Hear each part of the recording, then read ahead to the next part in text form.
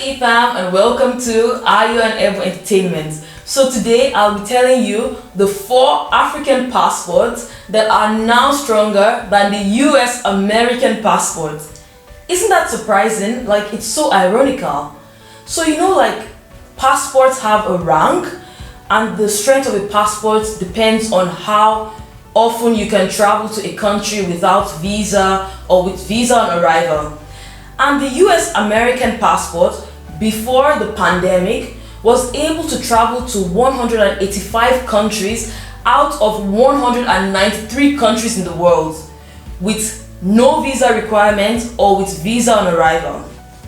But after the pandemic, we all know now that the US is the hottest spot of the COVID-19, and because of the way the US is managing the coronavirus, a lot of countries are actually refusing admission for US passport holders. Because of this, US citizens cannot go to a lot of countries around the world, and this has significantly dropped the value of the US passport. In contrary, 4 African passports has risen up the charts. Now, it's very ironic because you can see a strong passport becoming weak and a weak passport becoming strong. And I have experience with that because as an African passport holder, I know what it's like traveling on a weak passport. Actually, I did 2 videos about that, which I'll be leaving the link at the end of the video. One is traveling on a weak passport. For those that have weak passports, I think you understand. And also traveling as a black girl with an African passport. Guys, check out my experiences where I explain what exactly it's like to have a non-privileged passport. So guys, these are the 4 African countries whose passports are now stronger than the US passport. So sometime late last month, the European Union Commission made a list of safe countries that can now enter the EU or the Schengen area for tourism purposes. And in this list, there are 4 African countries.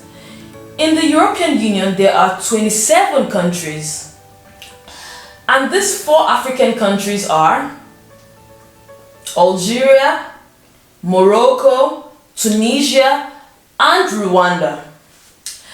And by the way, of course, Americans are not allowed into a lot of countries now, but gradually there are several countries opening their borders to American citizens like Turkey, Croatia, Albania, and I think United Arab Emirates now, and a lot of other countries. But these countries are requiring American citizens to submit the COVID PCR test that is valid for like 72 hours before departure, and also some of them are allowing American tourists to come in after they sign the 14 days like compulsory quarantine, and some other countries are allowing them to come in without these requirements. But for these 4 African countries, they've been allowed to come into the EU space without any quarantine or without any PCR test.